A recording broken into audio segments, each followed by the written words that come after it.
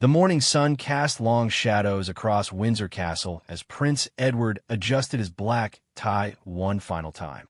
The weight of the day pressed upon his shoulders like an invisible cloak. Today would mark another chapter in saying goodbye to his father, Prince Philip, Duke of Edinburgh. The castle grounds, usually bustling with tourists and staff, held an unusual quietness that seemed to honor the solemnity of the occasion. Sophie, the Countess of Wessex, stood beside her husband, her composed demeanor masking the storm of emotions within. She had spent years building a close relationship with her father-in-law, admiring his wit, his dedication to duty, and his unwavering support for the Queen. Now, as she prepared to accompany Edward and their daughter Louise to view the countless tributes left by mourners, she reflected on the man who had become not just a royal patriarch, but a genuine grandfather figure to her children. Lady Louise Windsor, now 17 and growing into a thoughtful young woman, checked her appearance in the mirror one last time. Unlike many teenagers who might feel burdened by such formal occasions, Louise approached the day with a maturity that would have made her grandfather proud. She remembered his stories about naval adventures, his passion for carriage driving that he had shared with her, and the way he could make even the most serious royal engagement feel like an adventure. The family gathered in the castle's private quarters, each lost in their own memories of Prince Philip. Edward recalled childhood summers at Balmoral where his father would organize elaborate outdoor expeditions, teaching his children about nature, responsibility, and the importance of perseverance. Those lessons had shaped Edward into the man he had become, and he felt the responsibility of carrying forward that legacy. As they prepared to leave the private apartments, Sophie noticed a small framed photograph on the side table. It showed Prince Philip in his naval uniform, young and confident, ready to serve his country and his future wife. The image captured the essence of a man who would spend the next 7 decades in service to the crown and the British people. She touched Edward's arm gently, drawing his attention to the photo, and they shared a moment of silent remembrance. The castle staff had prepared a detailed route that would take the family through various locations where tributes had been placed. From the long walk to the gates of Windsor Castle, thousands of flowers, cards, photographs, and personal mementos created a colorful tapestry of grief and gratitude. Each item represented someone whose life had been touched by Prince Philip's decades of public service, his charitable work, or simply his presence as a stabilizing force in British society. Louise walked between her parents, her steps measured and respectful. She had inherited her grandfather's love of horses and carriage driving, spending countless hours learning the skills he had mastered. Those private moments had created a special bond between grandfather and granddaughter, one that transcended the formal protocols of royal life. Now, facing this day without him, she drew strength from the lessons he had taught her about dignity, service, and the importance of showing respect for others. The family's first stop would be the main gates of Windsor Castle, where the largest collection of tributes had gathered. Edward steeled himself for the emotional impact of seeing the outpouring of public affection for his father. Throughout his life, Prince Philip had often seemed uncomfortable with public displays of emotion or sentiment, preferring action over words, service over ceremony. Yet here, in death, he was being honored with exactly the kind of heartfelt tribute that would have both embarrassed and secretly pleased him. Sophie checked her watch and gave Edward's hand a reassuring squeeze. The morning schedule had been carefully planned to allow them time to properly acknowledge the tributes while also maintaining the privacy and dignity that the family needed during this difficult period. Palace officials had worked tirelessly to balance public access with family grief, ensuring that both the mourners and the royals could find the space they needed to process this significant loss. As they approached the door that would lead them out into the public eye, each family member carried with them a piece of Prince Philip's legacy. Edward bore the responsibility of continuing his father's charitable work and dedication to public service. Sophie brought her deep appreciation for the way Prince Philip had welcomed her into the family and supported her own royal journey. Louise carried forward his passion for horses, his love of the outdoors, and his belief that young people should be encouraged to pursue their interests with dedication and enthusiasm. The moment had arrived. Together, they would step outside and begin a journey through the tributes that would serve as both a public acknowledgement of their loss and a private opportunity to see how deeply Prince Philip's life had touched others. Each flower, each card, each carefully placed photograph would tell a story of connection, respect, and gratitude that extended far beyond the walls of Windsor Castle and into the hearts of people across Britain and the Commonwealth. The heavy wooden doors of Windsor Castle opened with a gentle creak, revealing the scene that awaited the royal family. Before them stretched an extraordinary display of public mourning and celebration that took their breath away. The castle gates had been transformed into an impromptu shrine, with flowers of every color creating a living rainbow against the ancient stone walls. The sweet fragrance of roses, lilies, and carnations filled the morning air, carried on a gentle breeze that seemed to whisper stories of the man being honored. Edward paused at the threshold, his trained eye taking in the careful organization that palace staff had maintained throughout the night. Despite the thousands of individual tributes, everything had been arranged with respect and dignity. Bouquets were grouped by color, cards were protected from the morning dew, and pathways had been kept clear to allow the family to move among the displays without disturbing the careful arrangements that mourners had created. An elderly woman in a worn coat stood near the fence, her weathered hands clutching a single white rose. She had been waiting since dawn for the chance to see the royal family acknowledge the tributes. Her eyes met Edward's across the small distance, and she offered a gentle nod of sympathy that spoke volumes about the connection between the monarchy and the people they served. Edward returned the gesture, understanding that this moment was as important for her as it was for his family. Sophie noticed the incredible diversity of the tributes as they began their slow walk along the fence line. Children's drawings showed Prince Philip in his naval uniform, their innocent artwork capturing the essence of his service with bright crayons and heartfelt messages.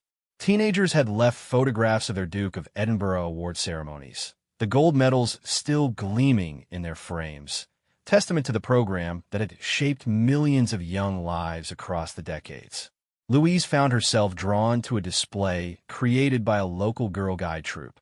They had carefully arranged merit badges, photographs from camping expeditions, and handwritten letters describing how Prince Philip's youth programs had given them confidence, leadership skills, and lifelong friendships.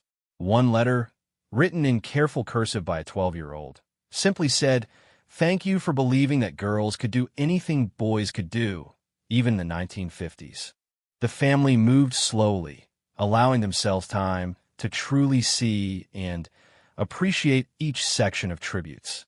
Military veterans had created their own memorial area, with service medals, regimental photographs, and citations that honored Prince Philip's own naval career and his ongoing support for military charities. Edward recognized some of the medals from conflicts spanning 8 decades, each one representing a story of service and sacrifice that his father had understood deeply. Near the children's section, Sophie discovered a touching display from a local primary school.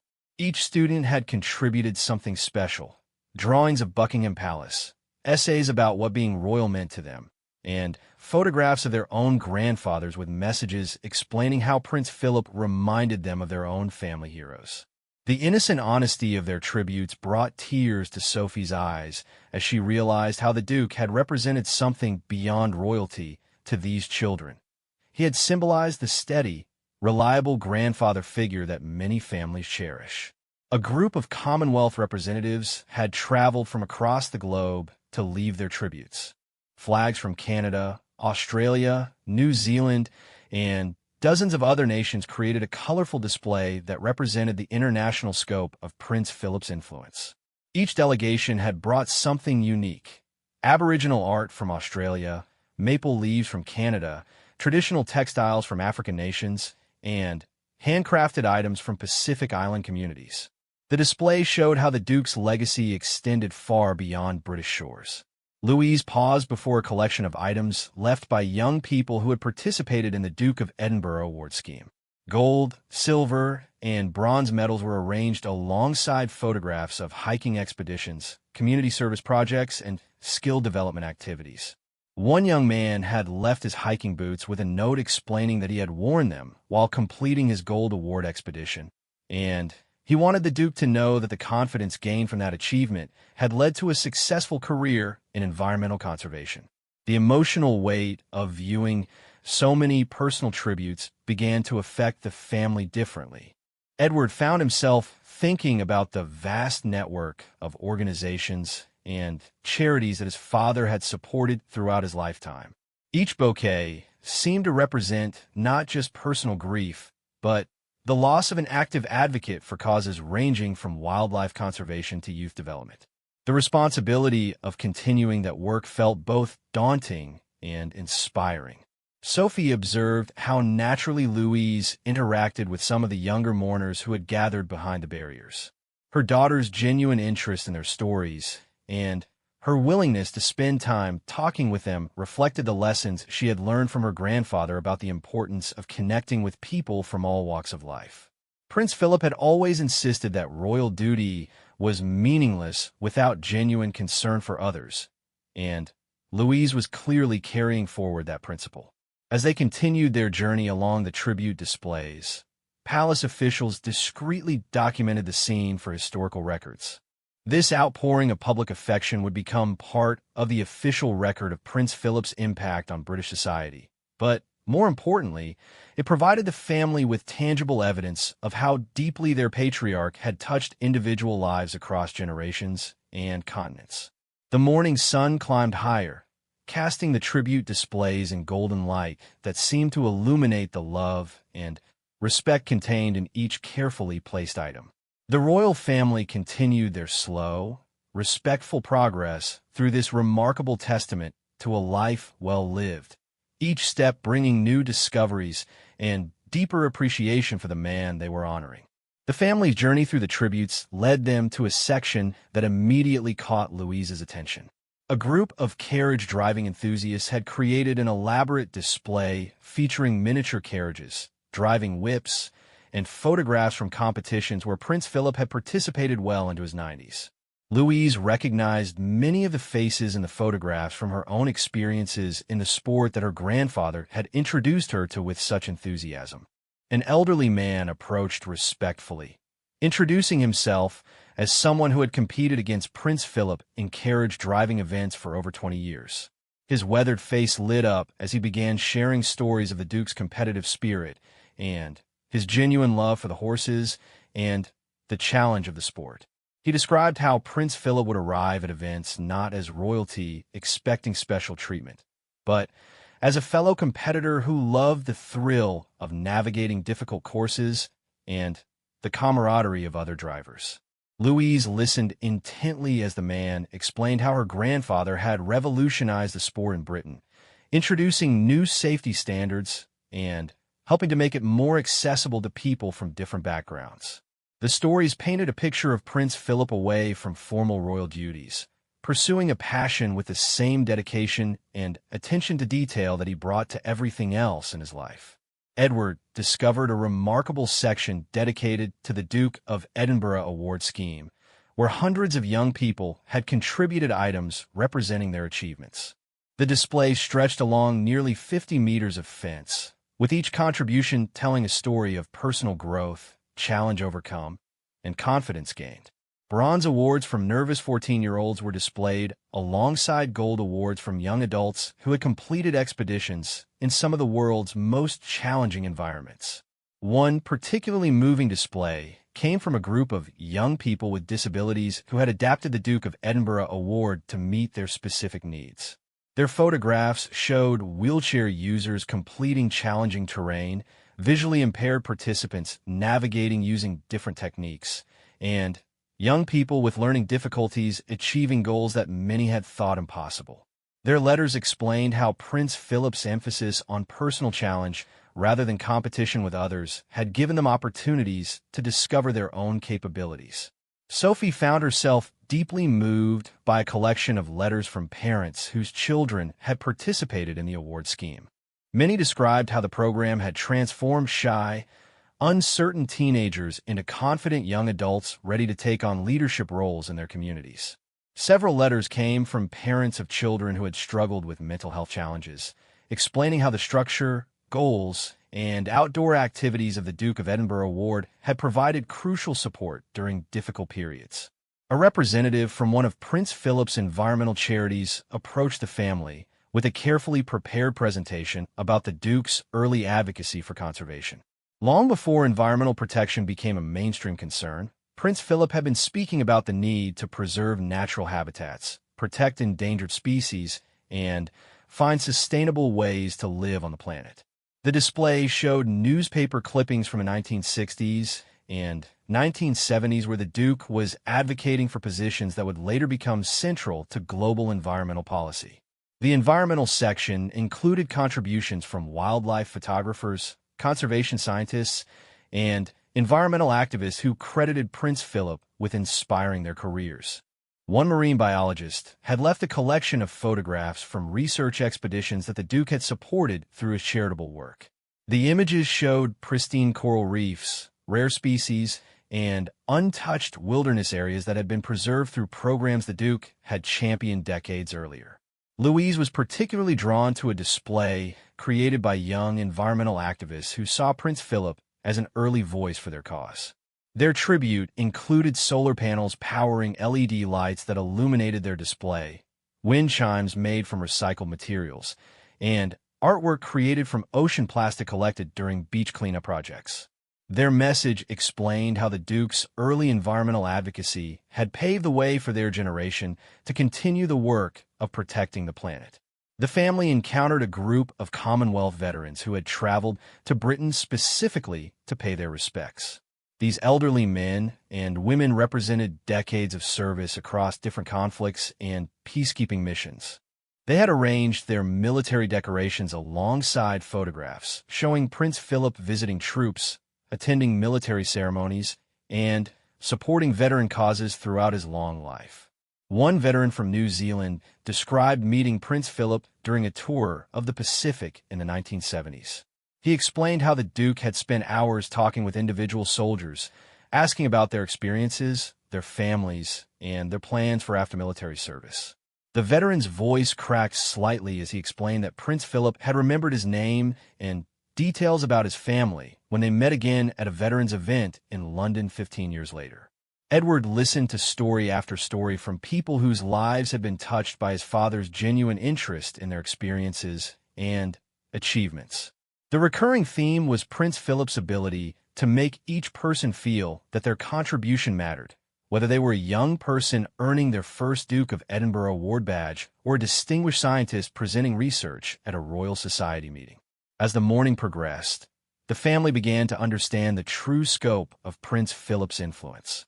The tributes revealed a network of relationships, programs, and initiatives that extended into every corner of British society and across the Commonwealth. Each display represented not just personal memories, but ongoing work that would continue to honor the Duke's legacy long after the flowers had been cleared away. The emotional impact of seeing so many lives touched by one person's dedication to service created a profound moment of reflection for each family member. They were viewing not just tributes to Prince Philip, the royal consort, but evidence of a life spent in genuine service to others, driven by curiosity, dedication, and an unwavering belief in the potential of every individual to make a positive contribution to the world. The afternoon sun created dappled shadows through the trees as the royal family moved toward a more intimate section of the tribute displays. Here, personal letters and photographs have been carefully protected under glass covers, creating a reading area where visitors could learn about individual relationships with Prince Philip. The atmosphere felt more contemplative, almost like an outdoor library dedicated to personal memories and private moments of connection. Louise discovered a collection of letters from children who had met Prince Philip during royal visits to their schools, hospitals, and community centers. One letter, written in crayon by an 8-year-old, describe how the Duke had spent extra time talking with her about her pet hamster during a royal visit. The child had been chosen to present flowers to the Queen, but it was Prince Philip who had noticed her nervousness and engaged her in conversation about something she loved, helping her feel comfortable and important. Another letter came from a teenager who had been in the hospital for an extended period when Prince Philip visited the children's ward. Instead of the brief, formal visit she had expected, the Duke had sat beside her bed and asked about her artwork, which was displayed on the walls around her. He had encouraged her to continue developing her talent and had arranged for art supplies to be sent to the ward after his visit. Years later, she had become a professional illustrator and credited that encouragement as a turning point in her recovery and career. Edward found himself reading testimonials from people who had worked with his father on various charitable projects. The letters revealed Prince Philip's hands-on approach to his patronages, his insistence on understanding the details of how organizations operated, and his ability to ask probing questions that helped improve their effectiveness. One charity director described how the Duke had visited their facility unannounced to see how their programs actually worked in practice, leading to suggestions that had dramatically improved their services. A particularly touching display came from the staff of various royal residences who had worked with Prince Philip over the decades. Their contributions painted a picture of a man who remembered the names and personal details of hundreds of employees who took genuine interest in their families and career development, and who treated everyone with respect regardless of their position in the royal household hierarchy. Sophie read a letter from former lady-in-waiting who described Prince Philip's sense of humor and his ability to lighten tense moments during official functions. The letter explained how the Duke could sense when royal events were becoming too formal or when guests were feeling overwhelmed by protocol, and how he would find subtle ways to ease the atmosphere and help everyone relax. His wit and timing had rescued countless social situations and helped foreign dignitaries feel welcome during state visits. The family encountered a section dedicated to Prince Philip's role as a grandfather and great-grandfather. Photographs showed him teaching various grandchildren to sail, taking them on nature walks, and sharing his enthusiasm for outdoor activities.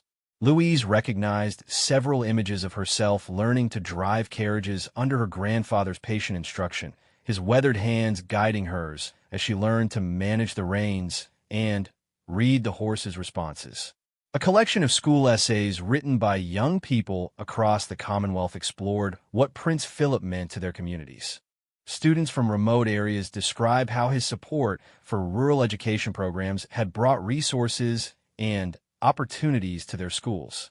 Urban students wrote about environmental programs he had supported that had created green spaces in their neighborhoods. The essays showed how his influence had reached into communities far from the centers of royal activity. Edward paused before a display created by naval personnel from different generations who had served alongside or been inspired by Prince Philip's naval career. Their tribute included ship logs, photographs from various vessels, and personal accounts of his leadership style and his deep understanding of maritime challenges.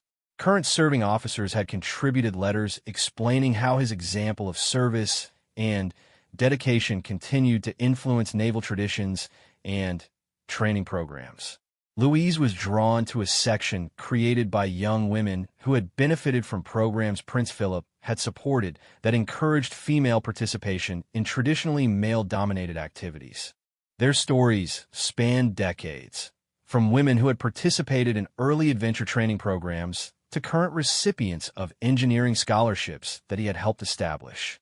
Their testimonials described how his belief in equal opportunity and individual capability had opened doors that might otherwise have remained closed. The family discovered a remarkable collection of items from international organizations where Prince Philip had served as patron or supporter. Representatives from wildlife conservation groups, scientific societies, and educational institutions had traveled from around the world to contribute to the display. Each organization had brought something unique that represented their connection to the Duke's global influence and his commitment to causes that transcended national boundaries. Sophie found herself reading letters from women who had worked with Prince Philip on various committees and charitable boards. Their accounts described a man who listened carefully to different perspectives, who was willing to change his mind when presented with compelling arguments, and who supported women's leadership in organizations at a time when such support was less common. Several letters came from women who had gone on to lead major charities or businesses, crediting early encouragement from the Duke as crucial to their confidence and success. A section near the end of their journey featured contributions from people who had interacted with Prince Philip during his final years of public service. Despite his advanced age, visitors described his continued curiosity about new technologies, his interest in current events, and his ability to ask insightful questions that revealed his ongoing engagement with the world around him. Photographs from his final public appearances showed a man who remained committed to his duties and interested in the people he met, even as his physical strength diminished. As the afternoon light began to soften, the family realized they had witnessed something extraordinary. The tribute displays represented not just an outpouring of grief for a lost public figure, but evidence of a life that had touched individuals across generations, continents, and social boundaries. Each letter, photograph, and personal item told a story of connection, inspiration, and positive influence that had rippled outward from Prince Philip's dedication to service and his genuine interest in others. The cumulative effect of viewing so many personal testimonials created a powerful reminder of how individual actions and attitudes can create lasting positive change in countless lives, often in ways that the person themselves might never fully realize. As the golden hour approached, casting the Windsor Castle grounds in warm, honey-colored light, the royal family reached the final section of tribute displays. This area had been reserved for the most recent contributions, items that had arrived throughout the day as word spread about their visit. Fresh flowers still bore droplets from recent watering, and newly written cards reflected the immediate grief and gratitude of people who had just learned about Prince Philip's passing. Edward noticed how the character of the tributes had evolved throughout their journey. The morning displays had been carefully planned and organized, representing established relationships and long-standing connections. These afternoon contributions felt more spontaneous and immediate, showing how news of the Duke's death was continuing to reach people and inspire them to travel to Windsor to pay their respects. A young mother with two small children approached the barrier, carrying a hand-drawn picture that her 6-year-old son had created during their car journey to Windsor. The drawing showed Prince Philip in uniform standing next to a large ship, with the words, "Thank you for serving our country," written in unsteady letters across the top. The child's earnest desire to contribute something meaningful, despite his young age and limited understanding of royal protocol, touched Louise deeply and reminded her of her grandfather's special affection for children. Sophie observed a group of elderly residents from a local care home who had been brought to see the tributes by their staff. Several were in wheelchairs, wrapped in blankets against the cooling afternoon air, but their faces showed determination to be present for this historic moment. One elderly woman clutched a small British flag and explained to her caregiver that she had met Prince Philip during a factory visit in the 1960s, when she was a young worker and he was touring British manufacturing facilities. The family encountered a display that had been created collaboratively by multiple generations of one family. Grandparents had contributed photographs from Prince Philip's early royal engagements. Parents had added items related to their own Duke of Edinburgh awards, and grandchildren had drawn pictures and written letters. The display showed how the Duke's influence had touched the same family across decades, creating connections that spanned generations and life experiences. Louise found herself in conversation with a group of university students who had driven through the night from Scotland to leave their tribute. They explained how Prince Philip's support for higher education, particularly in science and technology fields, had influenced their academic opportunities. Several were studying engineering, environmental science, and other disciplines that the Duke had championed throughout his life. Their tribute included research projects and academic achievements that they wanted to dedicate to his memory. Edward was approached by representatives from several military charities who had been coordinating their response to Prince Philip's death throughout the day. They presented him with a leather-bound book containing messages from military personnel stationed around the world who were unable to travel to Windsor, but wanted their appreciation recorded. The book included letters from serving members of the Royal Navy, Army, and Royal Air Force, as well as contributions from Allied forces and Commonwealth military units. The final major display area featured contributions from people who had been inspired by Prince Philip's example to pursue careers in public service. The contributors included teachers, social workers, healthcare professionals, emergency responders, and civil servants who explained how the Duke's dedication to duty had influenced their own career choices. Their letters described how his example of putting service above personal comfort had motivated them to choose professions focused on helping others. Sophie discovered a moving collection of items from families who had lost loved ones in military service or emergency response roles. They had brought photographs, medals, and personal mementos, explaining that they wanted to honor Prince Philip alongside their own family heroes who had also dedicated their lives to serving others. The display created a powerful connection between personal grief and collective loss, showing how individual sacrifice contributes to broader social good. As the afternoon drew to a close, palace officials began the careful process of documenting and preserving selected items from the tribute displays. Some contributions would be kept for historical archives, others would be shared with relevant charities and organizations, and many would be preserved as part of the official record of public response to Prince Philip's death. The family watched as staff worked with respectful efficiency to ensure that the meaningful items would be treated with appropriate care and dignity. Louise spent her final minutes among the tributes, talking with young people who had arrived throughout the day.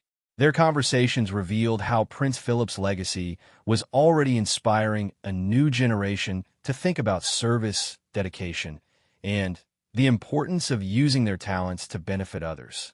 Several young visitors described plans to volunteer with charities he had supported or to pursue Duke of Edinburgh awards as a way of honoring his memory. The emotional journey through the tribute displays had provided the royal family with a profound understanding of Prince Philip's true legacy. Beyond the formal record of his royal duties and public appearances, they had witnessed evidence of countless individual lives that had been improved, inspired, or redirected through his influence. Each display had revealed different aspects of his character: his curiosity, his dedication, his humor, his willingness to challenge convention, and his genuine care for others.